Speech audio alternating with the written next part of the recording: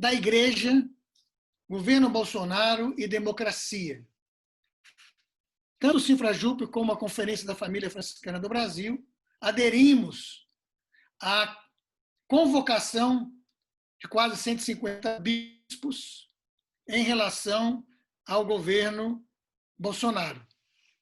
Para isso, nós convidamos o Frei Sérgio Guggen, ele é frade franciscano, FM, do movimento de pequenos agricultores, ligado à campesina, com uma longa trajetória de uma vida inserida nos meios populares, na luta pela terra, assentamento de reforma agrária, praticamente, como eu já disse, na luta dos pequenos agricultores, e também com uma visão do evangelho encarnado na perspectiva política. E a irmã Zélia Maria, que ela é catequista franciscana, do Conselho Missionário Indigenista e da Rede Eclesial Amazônica. O Frei Sérgio, lá do Sul, do Rio Grande do Sul, e a irmã Zélia, de Marabá. Então, nós temos o Sul e a Amazônia congregados aqui para nos ajudar nesta reflexão. E para dar um chute inicial, eu queria citar aqui uma das questões que eu acho que fala um pouco dessa conjuntura em que vivemos e que os bispos se baseiam. Eles falam que o Brasil atravessa um dos momentos mais difíceis da história. E eles qualificam isso como nós estamos vivendo uma tempestade perfeita. Para eles, essa tempestade perfeita é dolorosa, mas temos que atravessá-la.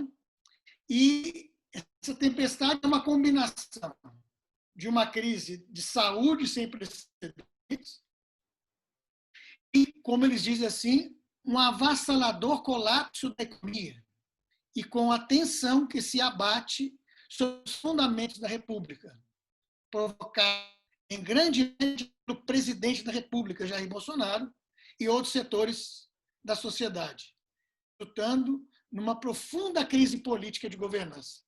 Eu queria começar com o Frei Sérgio falando um pouquinho para a gente como que a gente, enquanto igreja, mas na pastoral, no trabalho, na luta dos movimentos, com a sua experiência, e aí também depois eu chamo a irmã Zélia e a gente vai conversando. Como você está vendo esse momento?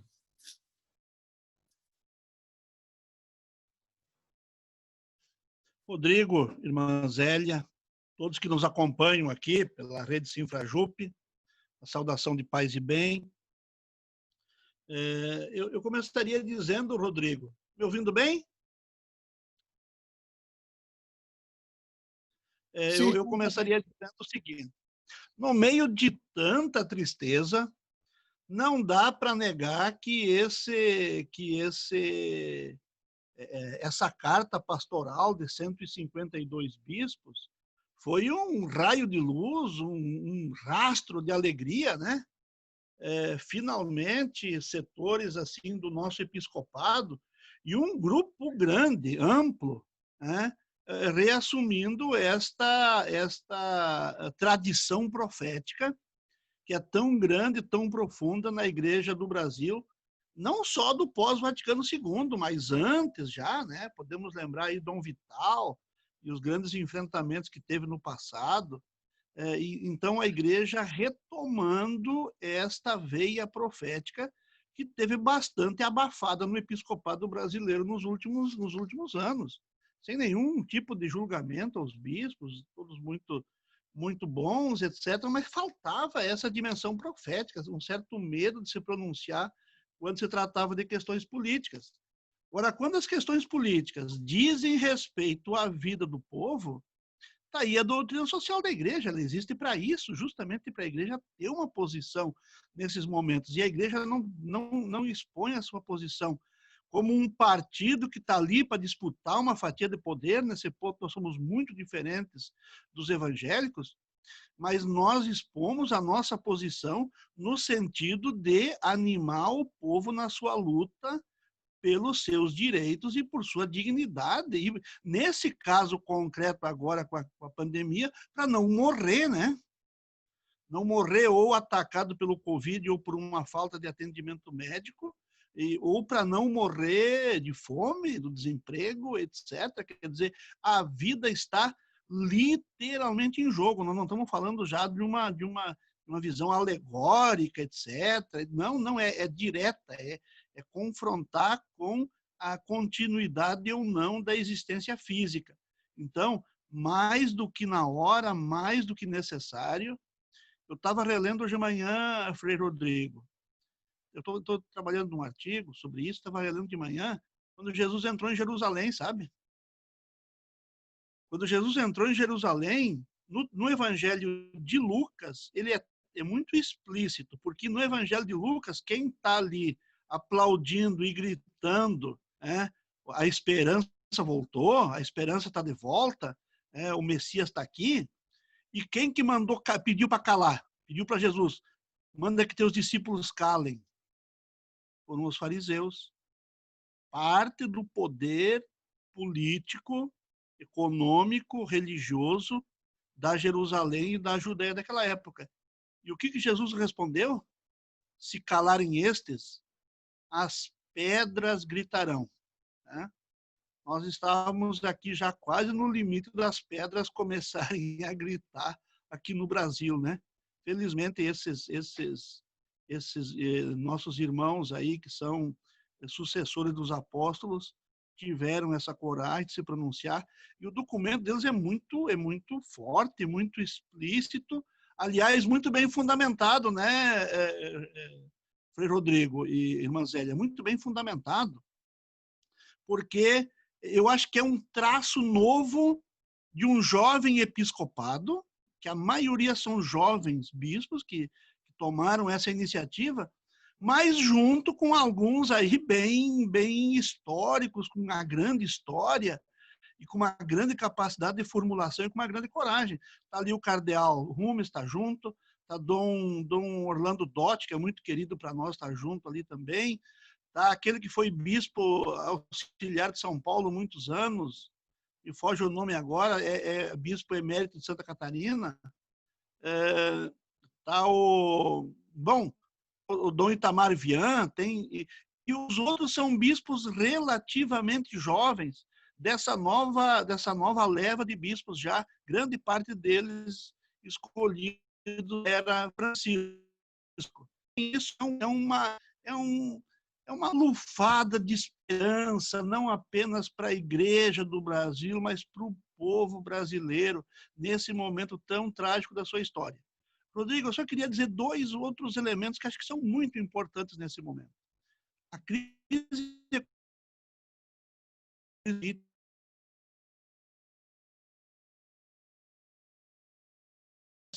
estamos política, um rompimento das nossas tradições democráticas mais caras, conquistadas a duras penas e a duras torturas durante o regime militar, estavam sendo solapadas por uma visão fascista, uma visão de desprezo pelo povo, uma destruição dos meios legítimos de exercício da democracia através das fake news. E uma crise econômica com destruição de direitos, fundamentais, direitos trabalhistas, o fim da proteção legal dos direitos, orçamento público para a saúde, para a educação. Nós já vínhamos num processo lento, nem tão lento assim, mas constante e sistemático. E a Covid-19 ela teve dois efeitos sobre isso. O primeiro, que escancarou esse problema de um neoliberalismo brutal contra o ser humano, e também escancarou o viés, por enquanto, autoritário, mas com tendência a ser ditatorial do governo Bolsonaro. Então, nesse sentido, a posição dos bispos é um fato completamente novo e agregador, na minha opinião. Agregador de muitas pessoas. Eu, como você, eu não sei qual é a história da irmã Zélia e dos outros que nos acompanham aqui, mas eu e você somos pessoas que atuamos mais com o pé fora da igreja enquanto instituição do que dentro, né? Então, nós somos igreja, temos toda a nossa vida religiosa está dentro da igreja, está dentro das nossas comunidades, nossas fraternidades religiosas, etc. Mas a nossa atuação é muito com a sociedade civil.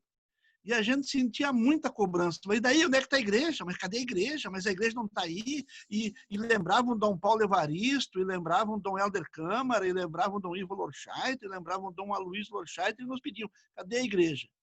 Quando o padre Talhaferro, lá do interior de São Paulo, se expressou, a gente ganhou um fôlego, diz, ó, tá aí a igreja, né? Quando um grupo de mais de 600 padres se solidarizaram com ele, a gente deu mais uma respirada. Mas ainda a expressão da igreja ainda é fortemente marcada pelos bispos, pelo episcopado. Então, agora, com a posição desses bispos, alterou completamente esse ânimo, inclusive pelo fato da religião, do evangelho, do nome de Deus. Eu considero que está sendo profanado, certo? E não faço diferença aí de religiões. Tem católicos fascistas profanando o nome de Deus. Vamos começar em casa a coisa, né?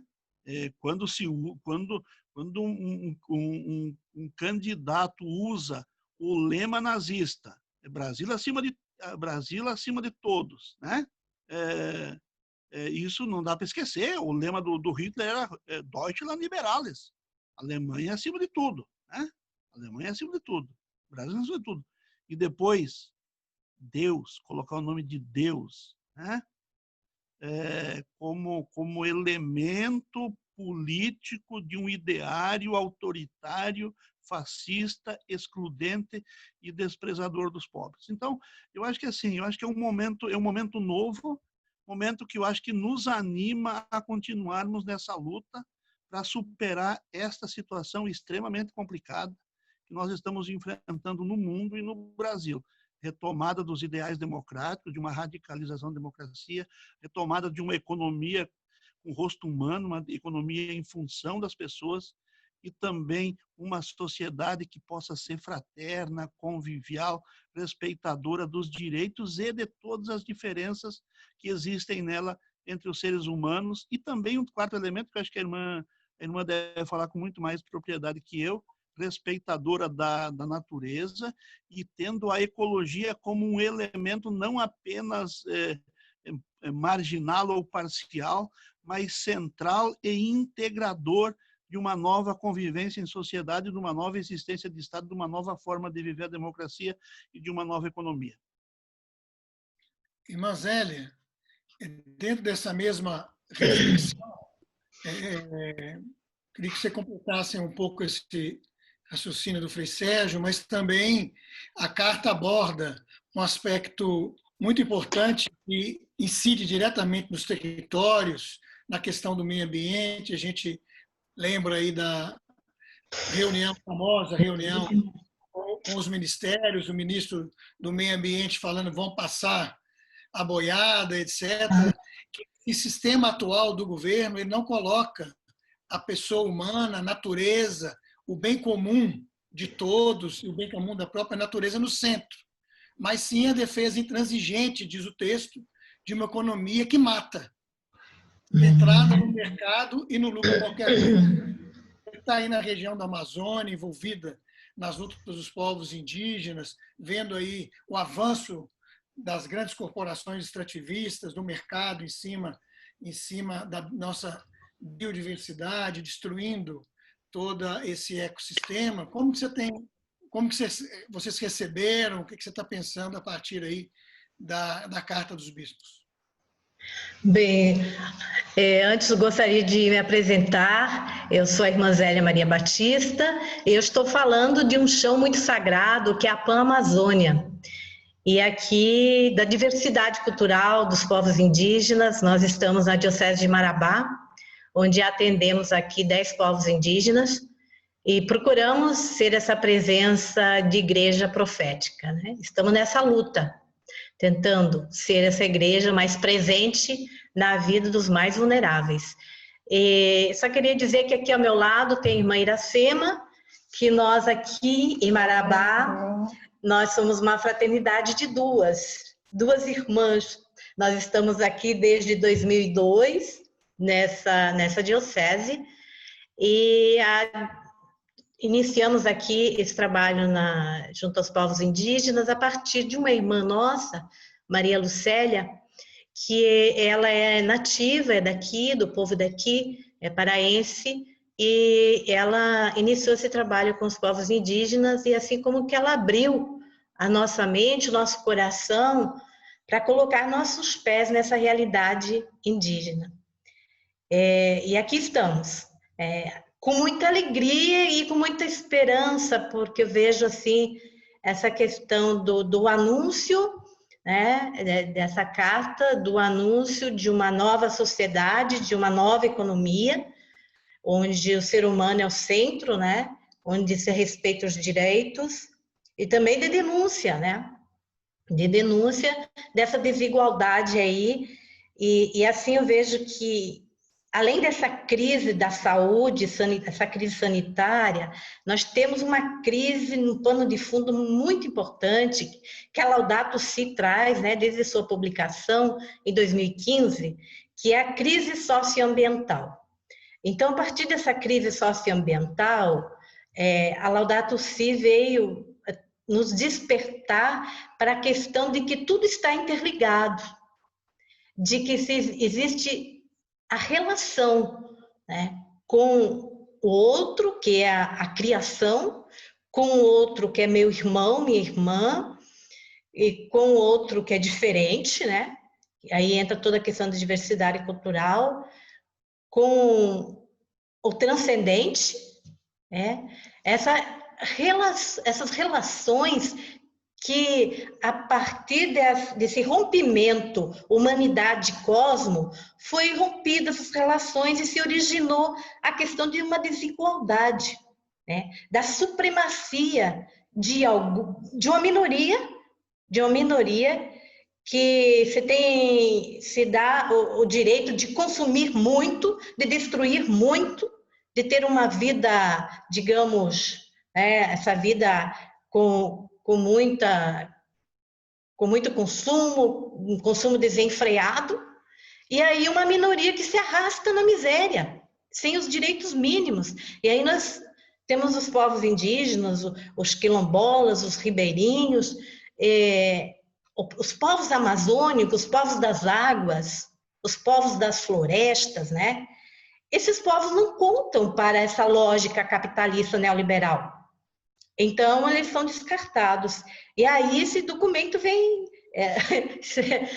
a Laudato Si, como essa carta, vem fazer aflorar em nós essa esperança de que é possível nós construir algo, reconstruir essa relação, né? De que as florestas, elas devem estar de pé. E tantas pessoas que nós temos na vida consagrada que defenderam as florestas. E temos a irmã Dorothy Stan e tantas outras religiosas que hoje estão junto aos povos das florestas, junto a esse povo pescador ribeirinho, as quebradeiras de coco, os quilombolas, essas irmãs nossas, mulheres madalenas, mulheres Marta, Maria, mulheres samaritanas. Esse é o rosto da nossa igreja. É o rosto de uma igreja encarnada nessa realidade. E aí a vida consagrada, como que ela expressa toda essa diversidade, né? Porque quando eu mantenho uma relação de respeito com todos os seres vivos, eu não vou estar destruindo, né, a natureza. Tudo tem o direito de viver. É um ser vivo que eu respeito e que eu tenho que reverenciar, porque essa vida, a saúde da Amazônia está em perigo. E é a saúde da Amazônia que garante o equilíbrio na Terra. Então, a partir do momento em que nossas florestas estejam derrubadas no chão, não estejam mais em pé, o que vai acontecer com os nossos rios voadores? O que vai acontecer com as chuvas, né? Então, nós sabemos que as florestas são responsáveis por produzir os rios voadores para levar a chuva até lá no sul do Brasil, no Sudeste, na Argentina, em outros países, né? Então, essa consciência de que nós estamos interligados, de que as florestas aí, elas necessitam estar em pé, a Amazônia está doente, e aí o Papa Francisco lembra muito bem disso, né? Não podemos pretender ser saudáveis num mundo em que está doente. As feridas causadas à nossa mãe terra sangram também a nós. Então, sangrando, então esse clamor que vem hoje da natureza, né? Você imagina o que vai acontecer daqui a alguns meses. O calor aqui está insuportável. Nós não temos mais a umidade do ar aqui. Nós vivemos aqui cercado de floresta. Nós temos aqui muitas árvores, mas nós sentimos o clima seco. Imagine com o desmatamento que já aconteceu até agora, né? Com todos esses decretos aí, vetos e tudo mais, né? Que foi acelerando mais desmatamento. Você imagine com essa floresta no chão, seca, o que virá? Incêndio, fogo. Né? Então, é triste isso, né? Uma Amazônia doente, né? Uma natureza que está... rompeu-se a relação de irmandade, rompeu-se a fraternidade com os seres vivos, com o outro que é diferente. E aí os indígenas estão dizendo para nós, existe uma forma de viver, de bem viver, que é respeitando a natureza, que é restabelecendo a relação de irmandade, que é valorizando o diferente, a cultura que é o outro. E aí o grande desafio para a nossa igreja, que é encarnar o evangelho nessa cultura. Não somente porque nós fazemos e nós devemos ter a nossa opção clara pelos pobres, mas porque nós como igreja, como povo de Deus, nós temos que respeitar o protagonismo do outro que é diferente, do outro que tem outra cultura. E está aí presente a essência, o evangelho, a sabedoria ancestral que nós precisamos respeitar. Então, é um grande desafio a encarnação, e eu vejo assim que nós como franciscanos, franciscanas, é a nossa essência, né? É por onde nós nos alimentamos, nos nutrimos, é a nossa espiritualidade. Então, esse espírito que já está encarnado, presente nessas culturas, e que vai ser expresso, Jesus Cristo, ele vai ser vivido e vivenciado de uma outra maneira, que não está nos quadradinhos litúrgicos de nossos esquemas pré-estabelecidos, que está muito além disso tudo, né? Muito além, em que nós precisamos respeitar os povos indígenas como protagonistas. Eles são os protagonistas. É com eles, e o Papa Francisco enfatiza muito, que é com eles que nós vamos aprender a conviver. É com eles que nós vamos aprender a respeitar essa criação toda e a viver uma conversão, a despertar para uma conversão ecológica. Já falei muito, né, Frei? Vamos continuando a conversa. O texto da carta, ele faz um apelo muito importante. Os bispos dizem que nós estamos no momento, eles dizem assim, o momento é de unidade no respeito à pluralidade. A irmã falou muito bem dos protagonistas. A gente sabe da luta dos povos indígenas e do avanço, né, do capital em cima da vida, das florestas e da própria cultura, tanto dos povos indígenas como dos quilombolas, das comunidades tradicionais. E os bispos, então, avançam propor um amplo diálogo nacional que envolva humanistas, aqueles comprometidos com a democracia, os movimentos sociais, homens e mulheres de boa vontade, para que se restabeleça aquilo que eles chamam do respeito à Constituição Federal, o Estado Democrático de Direito. Nós vivemos um período de desmantelamento das instituições, da legislação ligada à questão trabalhista, já vem desde o golpe de 16 e sendo cada vez mais aprofundado. Agora a questão também do desmanche da legislação ambiental, direitos humanos, e daqueles que estão envolvidos também com a ética na política, na transparência, na questão de uma economia que vise o bem comum. E aqui a ideia do bem comum não é só o bem comum para o ser humano, a irmã colocou isso de uma forma muito clara, né? O bem comum é da humanidade, mas é também da natureza para a existência da vida em si, no planeta, com justiça socioambiental, o Papa fala, e o texto repete, né? Com a terra, teto e trabalho, com alegria e proteção da família, com educação, saúde integrais e qualidade para todos. Frei Sérgio, como é que você enxerga nesse momento? Nós temos eleições no fim do ano, nós temos um grande desafio desse avanço ultraconservador, ultraneoliberal, fascista, se impondo, né?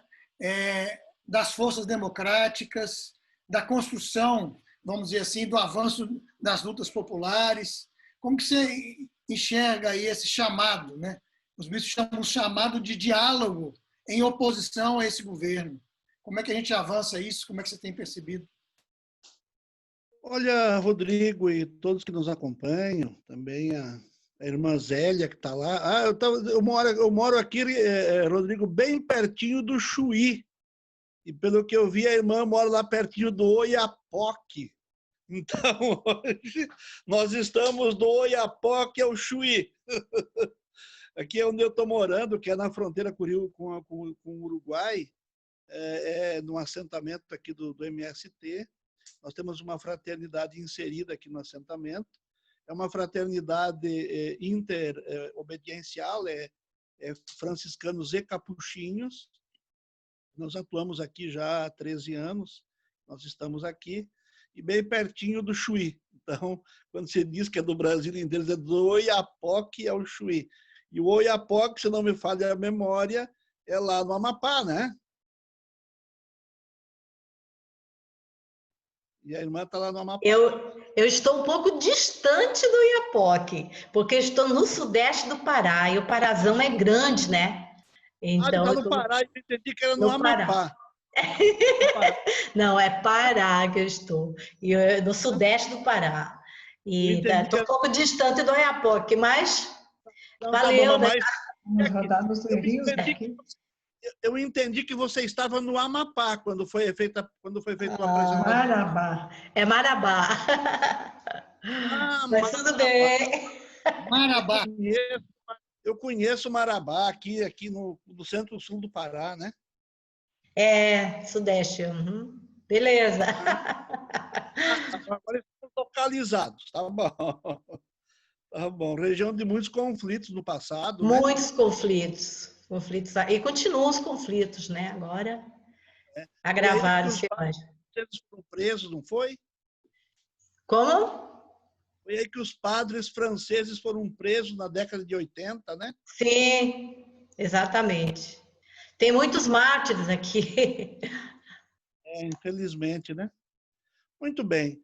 Mas, Rodrigo, eu acho que nós temos um imenso trabalho a ser feito, que é de reconstituição das bases populares, porque as bases populares foram, em grande parte, sequestradas por um discurso religioso fundamentalista, por uma leitura da Bíblia, que é uma leitura instrumentalizada pelo poder, por um viés por conta bastante da insegurança que o povo vive também, por conta também bastante da miséria, mas também por ausência, sabe, tanto dos setores mais das organizações populares, como da própria igreja, que abandonou em grande parte as favelas, as vilas, os meios pobres, né? A gente se sentia nos últimos anos ali dos papados do Papa João Paulo II e do Papa Bento XVI, quem estava nos meios populares aí, religiosos, nos meios populares, se sentia muito só, sabe? Muito abandonado, parecia que a gente era assim, pária dentro da própria igreja, marginais na própria instituição. Então, há um alento novo, há um novo momento, mas tem um longo trabalho de base a ser feito, a ser refeito, a ser reconstruído. Nos falta uma nova geração de religiosos, religiosas e leigos envolvidos nas lutas sociais, inseridos na alma do povo, organizando e se organizando enquanto pobres, enquanto trabalhadores, e com os trabalhadores e os setores mais empobrecidos da sociedade. Eu acho que uma das áreas que conseguiu manter um certo profetismo e uma presença foi ainda o CIMI. O CIMI é um exemplo para nós. Eu tive na última assembleia do CIMI e eu fiquei com uma vergonha dos religiosos homens, da vida religiosa masculina, e, ao mesmo tempo, com um imenso orgulho da vida religiosa feminina.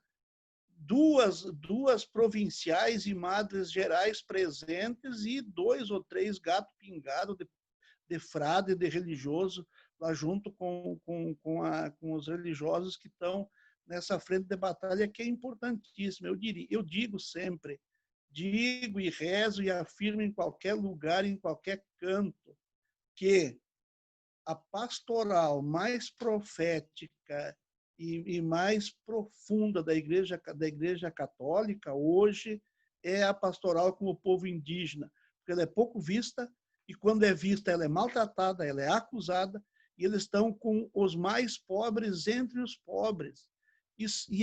São os nossos povos originários. Eles têm uma sabedoria ancestral que mais do que nunca vai ser necessária para a humanidade toda.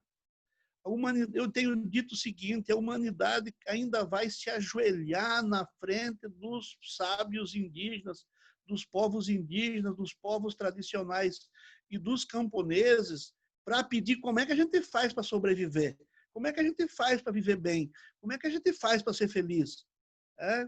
Então, eu acho assim, esse tipo de compromisso está faltando. O que nós tivemos de renovação nos últimos tempos foi esse negócio da toca de Assis, que não fede, não cheira, né? Que está no meio dos pobres. Movimento Focolare, que não fede, não cheira também. Tá certo? O que nós tivemos de renovação? Padrezinho com Clerchman grudado no pescoço, que parece que vai afogar. Né? E o que mais? E cadê a presença que Jesus teve tão cara no meio dos mais pobres? Então, nós temos um longo percurso a fazer, um longo aprendizado novamente, um longo noviciado de inserção popular, porque isso tudo se perdeu muito nesses últimos tempos. Felizmente, não se perdeu tudo, porque nunca se perde tudo. Sempre se mantém algo muito importante, né? Mas o espaço que foi deixado pela esquerda, pelos partidos de esquerda, com todos os seus erros e com todos os seus acertos, os próprios movimentos sociais, o próprio movimento sindical precisa de uma grande renovação, de uma grande atualização. E as formas de exercício da democracia. Você falou aí das eleições no final do ano. Eu acho que elas vão ter pouco peso de alterar a conjuntura, sabe? Porque ainda tem uma velha geração na política que de tanto fumar o cachimbo entortou a boca e por si só não desentorta. É preciso vir sangue novo, gente nova, renovação. E quem não se renova não encanta. E quem não encanta não ganha mentes e corações para um projeto novo, para uma sociedade nova. Eu confio, acredito e aposto muito na juventude. Tenho desafiado a juventude, tenho conversado muito com eles e tenho sentado muito para ouvir, né? E aposto que eles é que vão ter na mão a chave para nós reconstruir uma sociedade nova. Mas se a juventude for ganha pelo fascismo, for ganha pela visão fundamentalista das igrejas, inclusive a nossa, né? essas canção nova da vida aí, vai ser um desastre. Vai ser um desastre. Felizmente, a juventude, eu acho que não vai ser cooptada por esse modelo. O moralismo, olha, o moralismo não serve para nada, é um lixo histórico. A ética e a moral transformam sociedades, movimentam povos, constroem civilizações. Mas o moralismo destrói famílias, destrói pessoas, cria depressões, cria tudo que é tipo... Eu já estava dizendo um palavrão aqui, tá, mas vou me controlar um pouco. Tudo que é tipo de porcaria, achei uma palavra mais amena aqui, né? Para dizer. Então, nós temos um longo trabalho de reconstrução. E a base para essa reconstrução é o Evangelho. Mas não só o Evangelho em si, pura e simplesmente. É o Evangelho dialogando com as culturas, dialogando com a nova visão de ciência, não é qualquer ciência também. Eu acho que a irmã citou ali a Laudato Si. Eu acho que a Laudato Si é uma maravilha, porque ela é toda fundamentada no Evangelho de Jesus, toda fundamentada na presença de Deus Criador, mas também de Deus Redentor, presente entre nós, mas ela é também um diálogo profundo com o que tem de melhor na ciência atual, um diálogo profundo com todas as civilizações. Por isso, essa encíclica foi aceita no mundo inteiro, foi aceita na China, foi aceita na Rússia, está sendo lida pelos muçulmanos, está sendo lida por gente que, inclusive, não aceita a fé cristã, que pensa completamente diferente que nós, mas se tornou um ponto de diálogo, porque acolhe o diferente e integra ele dentro da visão cristã do mundo e da palavra de Jesus, e da vida de Jesus, e da prática de Jesus. Eu acho que temos um longo trabalho pela frente. Eu acho que a democracia tem que ser reconstruída, uma nova economia tem que ser reconstruída, e a ecologia, o respeito ao meio ambiente tem que ser colocado no centro, e temos inimigos poderosíssimos. Bolsonaro não é um fato isolado. Bolsonaro representa uma visão de economia, que está lá o Paulo Guedes, que é mais assassino que o Bolsonaro. Está aí os grandes magnatas do Império Econômico junto com ele. Está aí o grande agronegócio capitalista latifundiário junto com ele. Está aí os desmatadores, os destruidores da floresta amazônica junto com ele. Está aí as mineradoras sem nenhum senso de humanidade, por mínimo que seja, está aí junto, metido junto. Quer dizer, o que tem de pior na sociedade, da pior maneira de fazer, está junto lá do Bolsonaro. Às vezes o pior vinha de uma maneira mais amena de fazer, né? Agora não. Agora é o que há de pior, com a pior forma de fazer. Então, o ser humano não vale nada para eles, mais nada. Rodrigo, eu estou passando um pouquinho do tempo, mas eu quero fazer uma citação aqui, que eu acho que representa o que essa gente pensa, que não gosta de dizer a público, mas às vezes vaza. Uma alta assessora do Paulo Guedes, ela disse a seguinte frase: essa epidemia pode ser até muito boa, o que vai morrer é velho. E vai pesar menos nas contas da Previdência. Se eles morrerem, vai pesar menos nas contas da Previdência. É assim que eles pensam. A vida humana não vale nada. É um número. É um dinheiro que vai deixar de ir para uma família pobre e vai para a mão de um banqueiro. É isso que eles pensam. É isso que eles agem dessa forma. E nós temos que nos insurgir contra isso. Nós temos que demonstrar, olha, gente, ser cristão de verdade não é ser babaca. Ser cristão de verdade não é não lutar. A ternura, ela tem que estar sempre associada à firmeza. Jesus foi terno, muito terno, mas quando ele viu o que estavam fazendo no templo, ele pegou um chicote, tá certo? Não que a gente tenha que sair por aí fazendo isso, mas tem momentos que a indignação é a única resposta ética que a gente tem diante de certas injustiças que acontecem na sociedade. E a capacidade de se indignar é uma capacidade, é um valor, uma virtude profundamente cristã.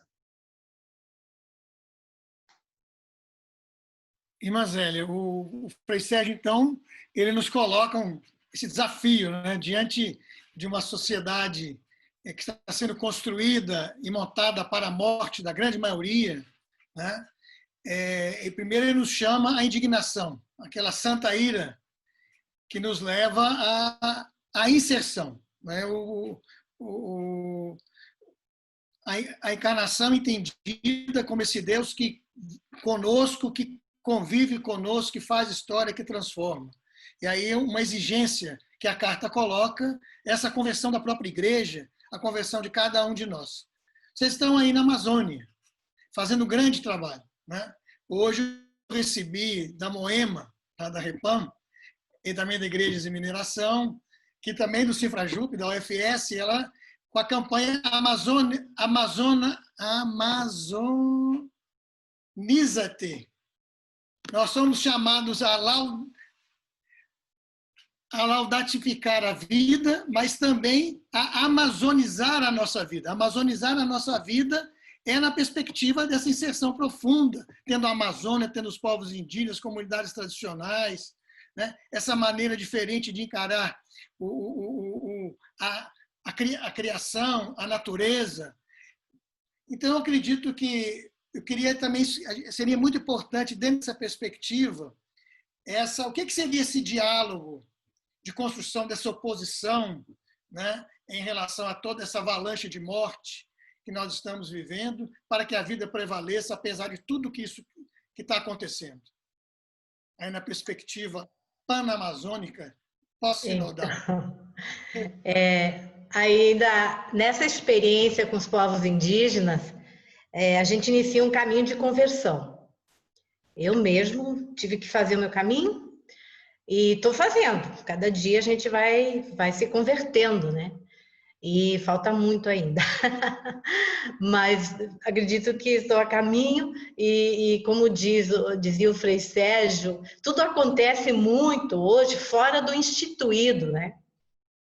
Às vezes a gente vai numa celebração eucarística e a gente não se sente muito identificar, como que se nós fôssemos estranhos no ninho, né? Como que, meu Deus, mas o que eu vivi tudo ali agora com aquele povo, aquela luta, com aquele povo defendendo direito e procurando, desde da Procuradoria do Ministério Público Federal até o bispo, né? Você vai reivindicando direitos para que o povo tenha saúde, para que ele tenha atendimento, para que ele tenha o teste, para que ele tenha o atendimento digno, né? Porque ele está morrendo na negligência por falta de atendimento, né? A saúde indígena é um caos, já é precária demais e agora se intensifica. Então a gente procura assim e celebrar tudo isso, né? E celebrar essa vida, essa luta, essa vivência nossa. E aí como que, né, Frei Sérgio, a gente se sente assim, meu Deus, que igreja nós estamos hoje, né? A gente não celebra mais isso, então nós precisamos mesmo de uma conversão pastoral, né? Essa conversão pastoral é urgente, porque não dá mais para a gente empurrar com a barriga, né? Nessa pastoral da manutenção. Vamos mantendo tudo do jeito que tá aí a pandemia, vamos fazer uma livezinha aqui com a celebração eucarística, vamos fazer, preocupada muito com a questão financeira, do dízimo, né, de reivindicar os recursos para reconstruir a igreja, sabe, essa questão muito, muito material e de manutenção mesmo, né? Nós precisamos hoje, então, fazer esse caminho de conversão. E eu penso assim que o Povaral aqui, nós estamos com 35 membros do Povaral. Povaral, povo refugiado venezuelano, que está aqui também em Marabá. Eles vieram aí no Pará, hoje temos em Altamira, Santarém, Belém, Itaituba, e tem o povaral até em Uberlândia, Minas Gerais. E então o povaral chegou até também aqui em Marabá. E eles são muito criticados porque a questão cultural deles não é entendida por nós aqui, né, pelo povo, porque eles estão sempre na mendicância. A mendicância quer dizer lá na esmola, né, pedindo uns trocadinhos. Aí a gente vai procurar saber, conhecer um pouco essa história toda desse povo, desse deslocamento forçado, né, que eles estão aqui, que eles saíram do país deles porque eles vieram para cá para sobreviver, buscando a vida, e aí você vai descobrir que eles ficam, essa esmola, esse dinheirinho que eles arrecadam, é para enviar para a Venezuela, é para enviar para os parentes que estão lá, e que a situação lá na Venezuela está muito mais assim, agravante, né, que aqui no Brasil. Então, e aí eu fui procurar nos escritos de São Francisco os irmãos sobre a questão da esmola, né? Aí os araus me levaram para esse caminho, né? O pedir esmola. Eu vou ler aqui, tá? Vou ler. Todos os irmãos se esforcem por seguir a humildade e pobreza de nosso Senhor Jesus Cristo e recordem-se de que nenhuma outra coisa nos convém ter de todo mundo, a não ser, como diz o apóstolo, tendo os alimentos e com que nos cobrirmos, com essas coisas estejamos contentes. E deve alegrar-se quando conviverem entre pessoas insignificantes e desprezadas, entre os pobres, fracos, enfermos, leprosos e os que mendigam pela rua.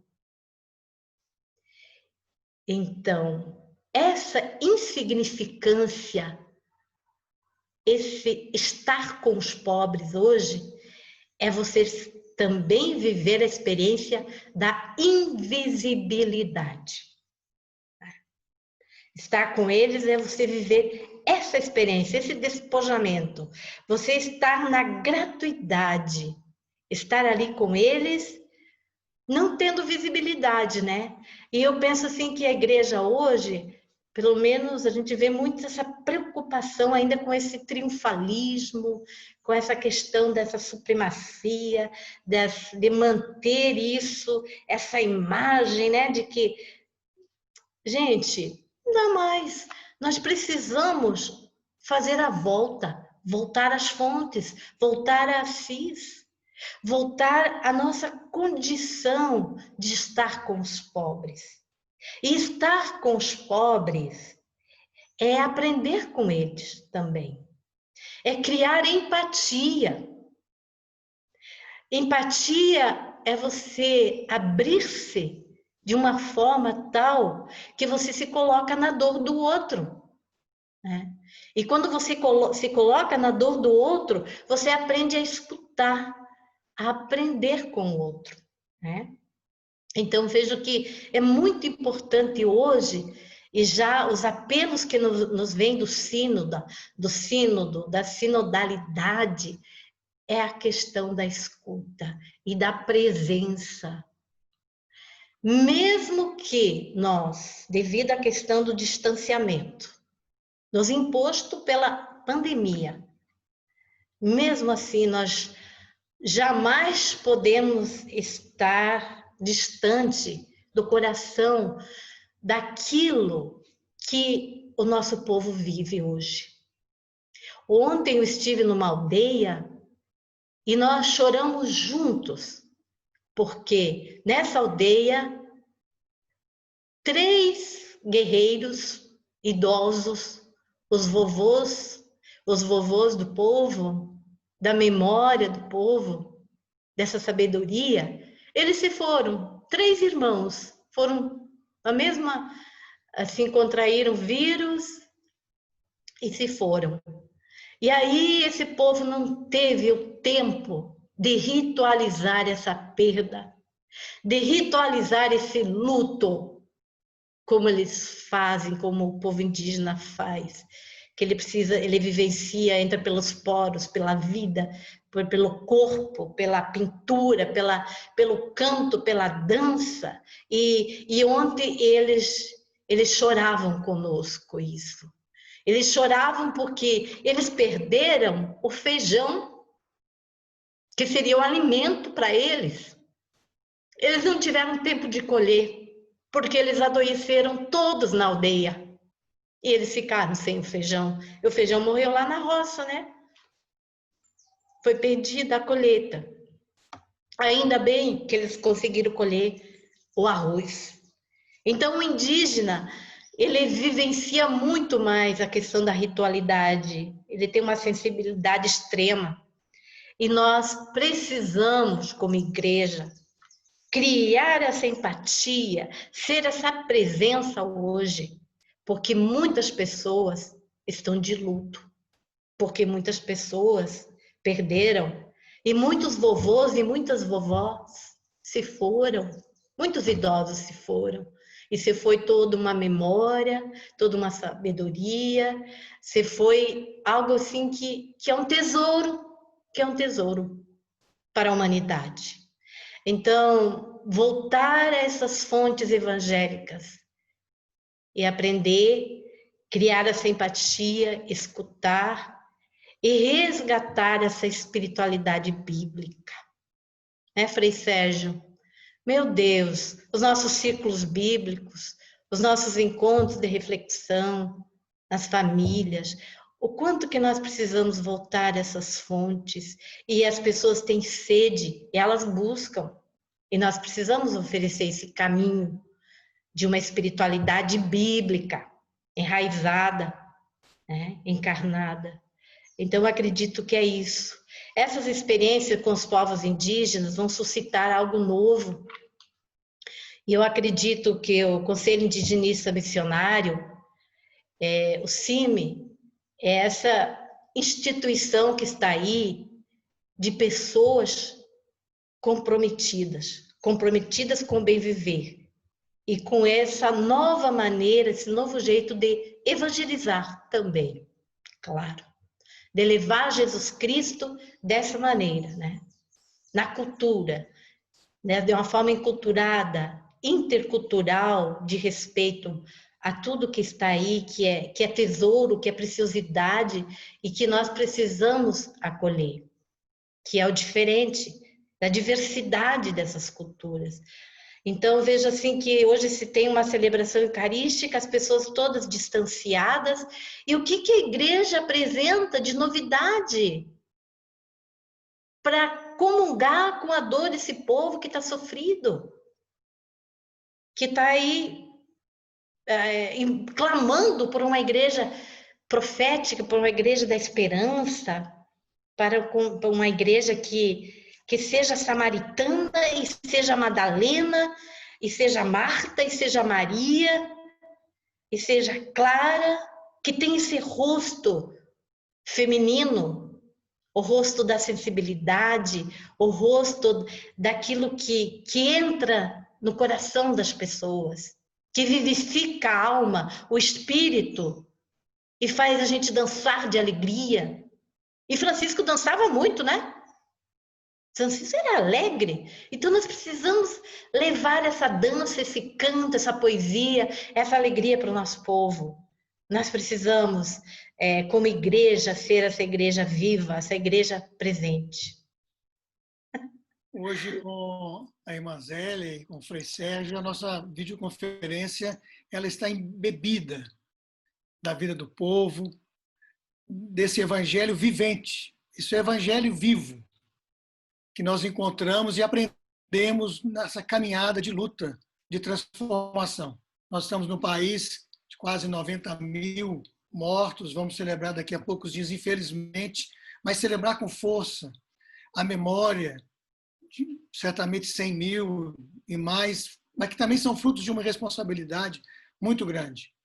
Mas somos filhos também de Francisco e Clara, do evangelho da multiplicação dos pães, da organização, da caminhada. Hoje a partir do apelo dos bispos, a gente recorda aquilo que nos últimos dias da vida de Dom Helder Câmara ele coloca de forma clara: não deixe a profecia morrer. Acho que essa é uma grande missão que nós temos. E aí eu me lembro de uma fala num seminário que nós fizemos, acho que foi do próprio Sinfrajupe, que o Frei Sérgio chegou com a seguinte indagação: quem era doente? O leproso ou Francisco? Certamente o leproso tinha hanseníase, o hanseniano. Mas a gente sabe o que significa isso hoje, não é? Como se dizia, inclusive, a terminologia que eu fiz questão de utilizar, mas já superada, né? Mas que era a visão que se tinha. Mas Francisco era doente. Francisco tinha nojo do diferente. Francisco se afastava. Nós temos que construir a igreja do abraço, a igreja da saída, aquela que o Papa fala, né, num texto muito bonito, mas muito pouco falado, sobre a santidade, né?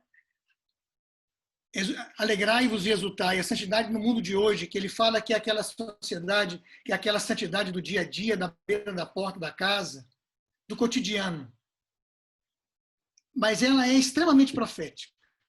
A irmã coloca o Aral, que estão aqui também em Uberlândia, e que saem lá do norte da Venezuela, e que, na verdade, entram no processo de mendicância, porque foram expulsos, parece que significa o povo das águas, da canoa, né? Aí, diante disso, mas, ao mesmo tempo, a gente vê nesse período uma série de gestos de solidariedade, de economia do cuidado, né? A gente está acompanhando pelo Brasil afora o MST, o MTST, o MAN, o Movimento para a Soberania da Mineração, com iniciativas Campo-Cidade, onde se leva alimento. Muitas vezes, aonde a mineração diz que ela é, ou os grandes projetos, ou o agronegócio, diz que não existe vida além deles, mas sai dos assentamentos de reforma agrária, da agricultura familiar, dos camponeses, alimento para as cidades, né? Sai dos povos tradicionais, dos quilombolas, dos povos indígenas, as formas como que a gente redescobre a nossa humanidade a partir da relação com a própria natureza, entendendo como o Papa Francisco nos pede, para fazer a releitura da criação. O Papa Francisco é interessante que ele fala que existe uma diferença entre o conceito natureza e o conceito criação. O conceito de natureza fala dos fluxos da vida, fala das relações, dos ecossistemas, tudo isso muito importante. Mas a criação é colocar tudo isso dentro de um projeto da construção de Deus, do projeto de Deus, que nada mais é do que essa vida em plenitude. E, nesse sentido, então, vamos passar para a etapa da sentir um pouco o que os nossos irmãos e irmãs aqui andaram falando. Aqui no bate-papo ao lado, tem a Maria Verônica Avelino, que é jufrista, professora da UFS lá de Natal, que manda um abraço para os palestrantes. A Ana Maria Pereira Macedo, que dá uma boa tarde à irmã Zélia, um abraço de comunhão da Irmandade, porque algumas pessoas estão como sendo mas é a fraternidade que está escutando, é o pessoal lá, as irmãs lá em Joinville. Aqui tem também a Michele, que dá uma boa tarde,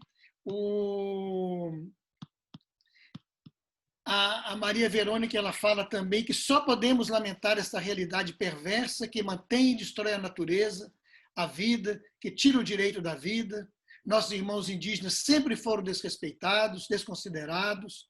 Depois a Doris, lá do Xingu, que também é envolvida nesse trabalho de luta pela questão da Amazônia, extremamente envolvida com a questão indígena, com a questão panamazônica, na Repam, que manda um grande abraço para o Frei Sérgio, para a irmã Zélia, que a gente agradece de coração. Depois, se fala da necessidade do resgate e respeito, e começa com a busca da cultura do bem viver. Aí vamos lembrar nossos irmãos aí dos Andes, com o Buen Vivir, o Frei Carlos Eduardo, que manda uns parabéns aí, achou legal poder escutar o Frei Sérgio. Depois, a Moema, da UFS, da Rede de Igrejas de Mineração, da Repam, a excelente participação da irmã Zélia, ela agradece, dá os parabéns, e também do Frei Sérgio.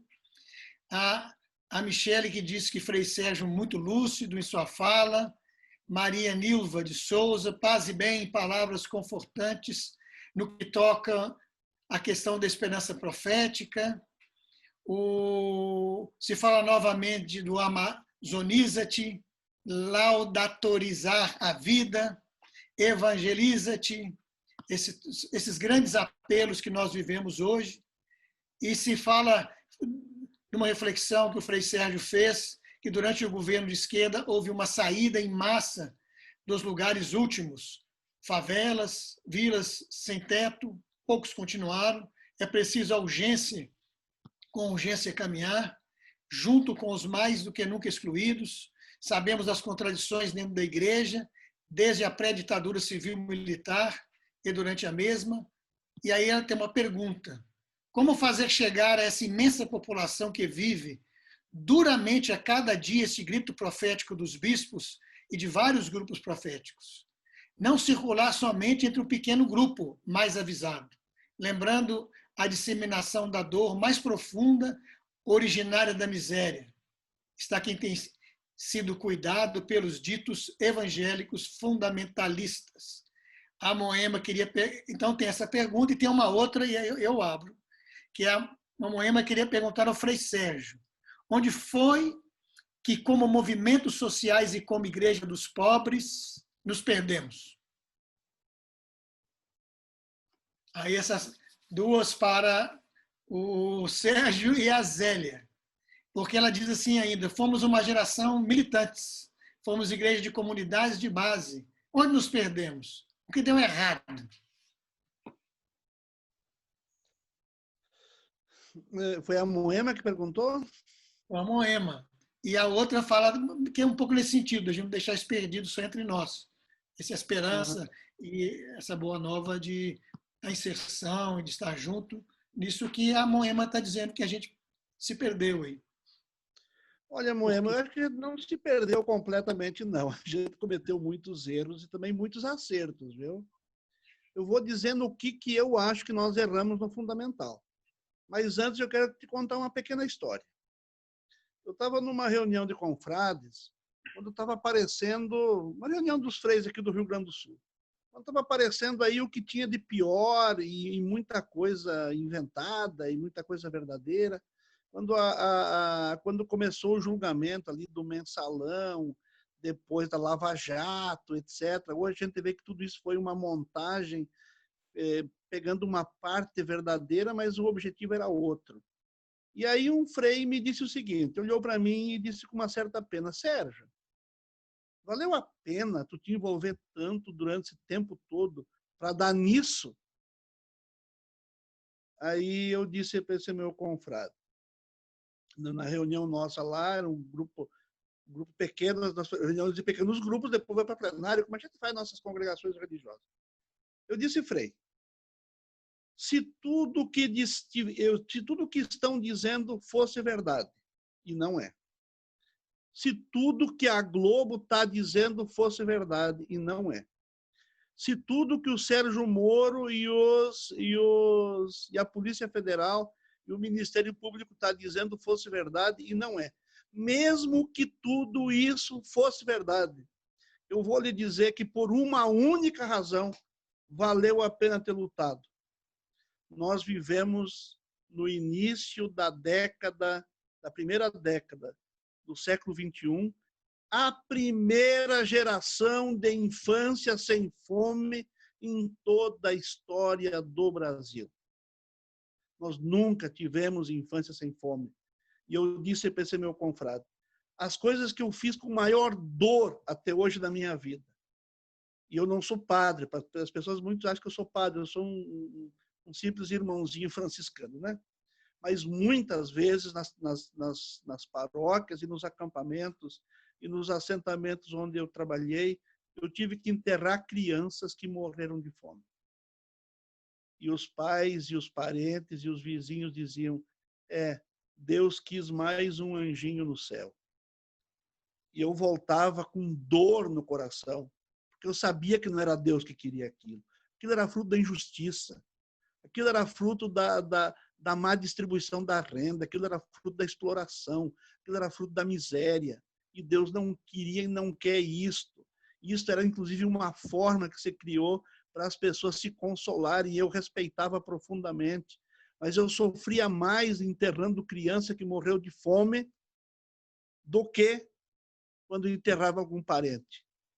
E aí eu disse para esse frei, nós estamos, naquela época, nós estávamos aqui há 9, 10 anos, mas nós estávamos nos assentamentos aí depois do ano 2002, nós entramos aqui nos assentamentos em 2006, fazia, acho que 8, 9 anos que nós estávamos aqui, e eu disse, até hoje lá, frei, nos assentamentos que nós estamos, nós não enterramos mais nenhuma criança que morreu de fome e nenhum outro pastor de outras igrejas enterrou. Eu considero isso uma vitória. E nisso, Moema, nós não nos perdemos.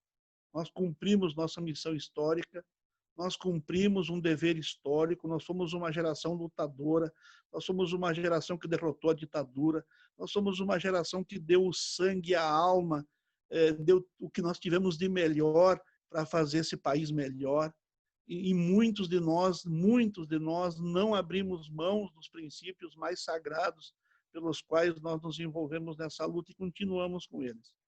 Onde é que eu acho que houve um erro?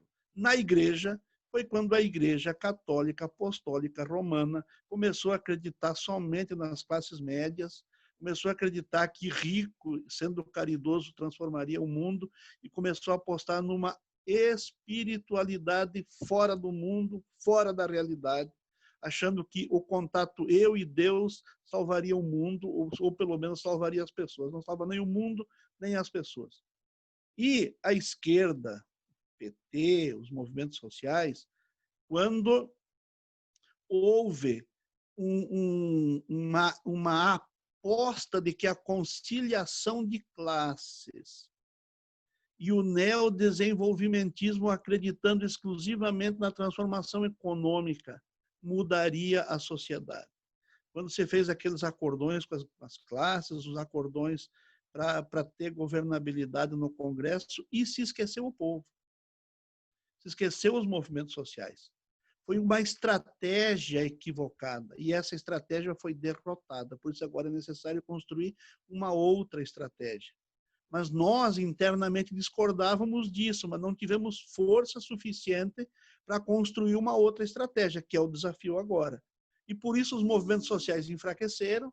Eu acho que o maior erro dos movimentos sociais foi não conseguir fazer a transição de geração, né?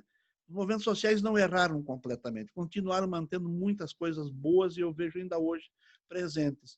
Mas a transição de geração foi muito lenta, muito devagar, continua sendo lenta e devagar na igreja. Isto é, não se incorporou as novas gerações no processo de transformação com as demandas que as novas gerações traziam. Hoje estamos fazendo um esforço extraordinário para que as novas gerações possam se envolver. Quando a irmã falava ali dos círculos bíblicos, eu acho assim também, nós temos que achar, inclusive, formas novas, através dos novos meios de comunicação, das mídias sociais, para a gente interagir com essa nova geração, das gerações, mas também das novas gerações interagir com a gente. Não é só nós que eles têm que ter sua palavra. Hoje se fala muito do seu lugar de fala. Eles têm que ter o seu protagonismo. Eles têm que ser os desafiadores de um novo processo histórico. Onde é que nós nos perdemos? Quando acreditamos que confiar nos ricos nos salvaria. E isso foi um grande erro cometido na política e na igreja. Por isso que é preciso retomar aquelas intuições originárias ali do Vaticano II, do Helder Câmara, do próprio Evangelho de Francisco de Assis. A irmã citou um texto aí da regra não bulada, se não me engano, acho que é o capítulo 10 da regra não bulada.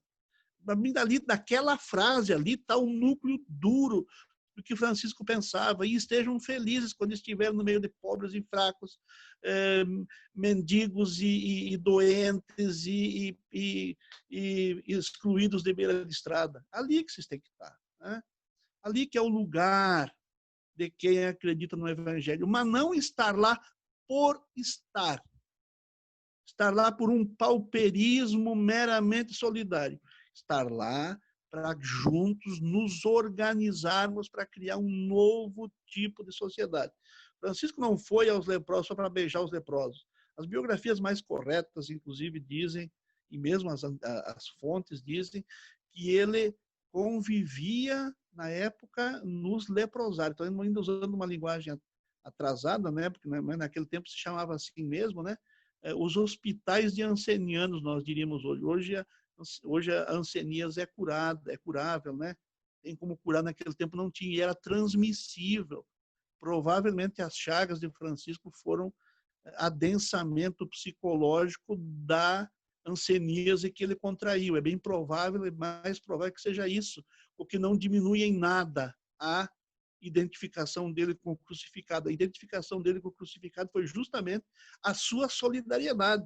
Mas era, e dizem que Clara ia também aos hospitais de ancenianos na época para lavar as feridas, para ajudar a que curassem as feridas, e não pura e simplesmente para ser solidário num mero pauperismo. Então, eu já estou falando demais, mas é isso que eu acredito. Acho que é isso que nós temos que retomar hoje. E eu fico muito feliz quando vejo os jovens retomando isso, mais nos movimentos sociais do que na igreja, infelizmente, né? Na igreja, os leigos jovens estão fazendo isso.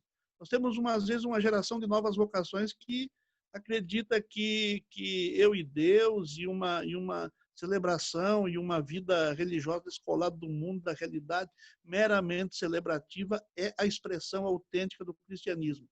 Pode ter elementos importantes de autenticidade que eu respeito, quer dizer que a nossa posição seja única, mas eu acho que eu vou dizer assim, pelo menos incompleta. E conforme o caso, pode ser até incoerente com os verdadeiros valores do Evangelho e da prática de Jesus. Então, eu acho que assim, não nos perdemos de todo, porque ainda mantemos muitos valores importantes, mas erramos em questões importantes, e essas questões importantes que nós erramos, nós temos que fazer autocrítica e retomar o caminho. Mazélia. Então, eu penso assim que o leigo e a leiga são sujeitos, né? São protagonistas. Então, são sal, luz, fermento, nessa realidade toda. Que hoje nós temos uma igreja muito clerical, né? Então, essa questão esse clericalismo aí, quer dizer, tudo está na figura do padre, né? O leigo e a leiga. Então, como que nós temos que criar caminhos de formação? E aí nós temos que começar novamente com a nossa formação fé e política, com a nossa formação de um leigo engajado nessas realidades, de um leigo que faz incidência política. Porque você vai distribuir a quentinha para os araus, né? Só isso não basta. Nós temos que ter leigos e leigas que fazem incidência política, que vai junto ao Ministério Público Federal, que vai recorrer ao poder público, que é uma tartaruga que não anda, né? Que você tem que empurrar, assim, as instituições nossas tudo falidas hoje, e você empurra, você cutuca dali, cutuca de cá, e é assim que essa presença profética hoje do laicato no mundo, na sociedade, né? Vivendo a sua vocação cristã como político, como uma pessoa comprometida com esse reino, em ser sal e luz e fermento nessa realidade toda que nós estamos hoje. Imagina o que significa hoje a presença de um leigo, de uma leiga, numa área indígena, numa aldeia indígena, junto a esse povo aral, como nós temos aqui, né? E nós contamos com uma rede que está fora do instituído, sabe? Uma rede de pessoas que é do mundo acadêmico, que são professores das universidades, que são simpatizantes da causa indígena, que é do CIMI, sabe?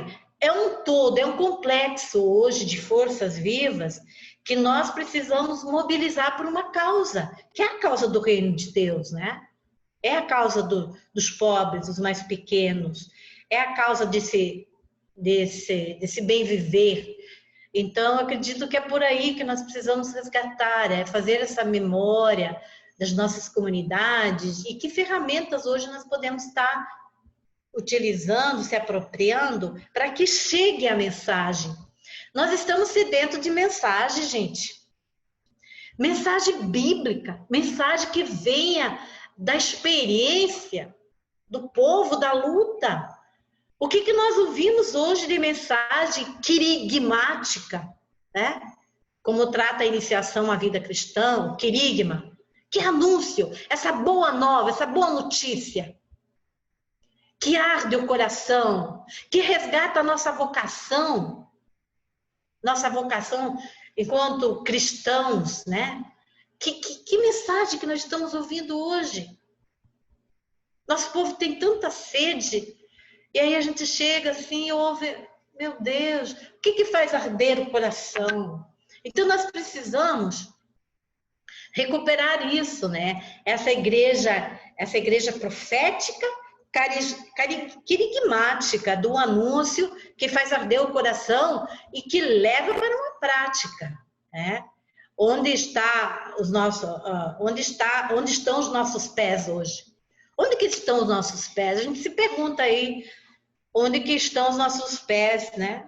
Que realidade que nós tocamos, que corpos que nós cuidamos hoje. Então, nós estamos muito vivendo essa questão do cuidado hoje, uns dos outros, né? Eu cuidando da irmã aqui, que fez cirurgia de catarata. Eu cuido dela, ela é minha irmã. Eu cuido, porque, sabe, como é que a gente está se cuidando entre nós, né? Então, esse cuidado que nós temos que ter uns pelos outros e essa esperança que nós não podemos deixar morrer, né? Nós precisamos fazer arder o coração do nosso povo com mensagem bíblica consistente que chega ao coração, né? Nós estamos cansadas de ouvir tanta... a gente cansa, né? Às vezes a gente cansa, a gente precisa de outras fontes. E eu sinto assim que o carisma franciscano, gente, ele é atualíssimo. É atualíssimo. Nós precisamos recuperar esse espírito de Francisco e Clara hoje. É tudo que a nossa juventude necessita. Né, Frei Sérgio? A preocupação que nós temos com a nossa juventude. Então, a nossa juventude precisa beber dessa fonte. Ela precisa estar comprometida, cuidando de corpos, de gente, de espírito, de corpo. Nós precisamos cuidar dos corpos. Os corpos estão desnutridos. Nós perdemos pessoas aqui, indígenas, devido à falta de segurança alimentar, né? A questão da alimentação, a questão da saúde. Então, eu vejo assim que nós temos um grande caminho aí pela frente e nós precisamos, talvez, recuperar isso que está na carta aqui dos bispos, né? Despertemo-nos do sono que imobiliza e nos faz meros espectadores da realidade de milhares de mortes e da violência que nos assolam. Com o apóstolo São Paulo, alertamos que a noite vai avançada e o dia se aproxima. Rejeitemos as obras das trevas e vistamos a armadura da luz. Aqui tem uma série de saudações, não vai dar para fazer todos os comentários e perguntas, já está avançado. A Vanaldo Araújo, luta e resistência. A Lili de Duque de Caxias, parabéns, paz e bem. Irmãs Batistinas do DF, estamos acompanhando, abraços, Deus abençoe na sua missão. Hoje faz um ano do massacre do Xingu, com o massacre na cadeia pública de lá. Adoro novamente, muito bom esse bate-papo, fé e vida, o Frei Sinival de BH, muito bom bate-papo, prazer em revê-lo e escutar de novo o Frei Sérgio, depois de tantos anos. Muito boas falas. Aliás, Rodrigo, tô com uma baita saudade do Sinivaldo, viu? Pois é, aqui é local também da gente matar saudades e de rever. Ah, Ah, meu grande professor lá em Petrópolis. isso, a Zélia, a pergunta que fiz sobre como fazer chegar aos mais excluídos às posições proféticas, né? Sair do grupo, né? Aqui é a Zélia Castilho, que está na UFS, claro que só retornando a uma igreja realmente engajada, isto no momento de valorização do clericalismo é muito importante, ela está colocando aí o aspecto da igreja, né? Uma igreja em saída, uma igreja militante, uma igreja dos leigos também. Novamente se fala do Papa Francisco, ele resgata Francisco com a Laudato Si e com a economia de Francisco e Clara. E aí vai ter uma série de colocações. A Alice Antunes, parabéns, Frei Sérgio, Irmã Zélia, reflexões profundas, de muitas esperanças. Edione Mercedes, cuidar da vida é a nossa grande missão. E assim vai. Saudações, Padre Gianfranco Graziola, da Pastoral Carcerária Nacional, também saúda. A Samanta Carla, parabéns, Frei Sérgio, Irmã Célia, vocês me inspiram a continuar lutando por um reino onde todos são acolhidos. Sou juniorista e sinto o grande desafio de ser profetisa de esperança, da profecia e da justiça. Acreditemos nas juventudes. Hugo Leonardo Pereira Borba, Dom Helder Câmara, Dom Valdir, Margarida Alves, Josimo Tavares, Dorothy, e muitos nesse país sempre acreditaram, mesmo quando se fazia escuro na noite. Marido Socorro Souza, a partir de agora, acho que a lâmpada do juízo, a esperança volta a acender. Vamos à luta contra todas as loucuras que estão acontecendo, amazonizar, laudatizar, é preciso urgentemente. Muito bem. A gente agradece profundamente essa participação. Acho que hoje foi uma videoconferência com um espírito muito forte, encarnado na realidade do momento da nossa história do Brasil, mas também desse diálogo que nasce, né, nessa noite longa que estamos passando, mas que nós, juntamente com outros da sociedade, em colaboração, existem vários grupos evangélicos que a gente tem se aproximado e conhecido também, que estão aí na luta de transformação, que a gente vai buscar agora na próxima fase também, etapa da nossa videoconferências. Nós vamos entrar numa etapa agora em que nós vamos estar chamando alguns bispos com alguns jovens para a gente estar conversando sobre temas ligados à economia de Francisco e Clara, que a gente acha que é muito, muito importante, sempre na perspectiva da Laudato Si. Eu gostaria também de avisar que a videoconferência que não foi possível realizar na semana passada, devido aos problemas lá de conexão na Ilha de Marajó, nós vamos buscar fazê-la na semana que vem com o Dom Evaristo, que ele é o da Comissão de Tráfico Humano da CNBB, vai ser tráfico humano e a questão da democracia, para a gente encerrar, então, essa segunda etapa. A gente começou com a questão antifascista e democracia, depois passamos o antirracismo, passamos pela questão da disputa do sagrado e democracia, fizemos uma conversa também sobre a questão da Amazônia, e agora fizemos a Igreja, Governo Bolsonaro e Democracia, e vamos fechar, então, com a questão do tráfico humano. Sempre nessa perspectiva do Cifrajup enquanto espaço político francisclariano da família, ou francisclariana, como diz a irmã Ides, que também está aqui no nosso meio com a comunidade dela lá em Lages, nos escutando, no sentido de a gente, entre nós, e aberto para todas as pessoas, fazer essa reflexão nesse momento que nós estamos vivendo e as exigências. Logicamente, vamos continuar contando com a contribuição do Frei Sérgio e da irmã Zélia, como de todos os outros já passaram por aqui. Queria saudar também a todos e todas que estão na página do Facebook do Católicos e Católicas contra o Fascismo. é uma página do Facebook extremamente importante, porque faz parte da nossa luta, né? Barrar o fascismo, barrar também esse fundamentalismo no qual nós estamos sendo jogados e empurrados, mas com tanta esperança, eu acho que de muito que saiu aqui, e agradecer àqueles que acompanharam aqui na plataforma Zoom. Muito obrigado e boa noite. Até quarta-feira que vem. Boa noite, paz e bem.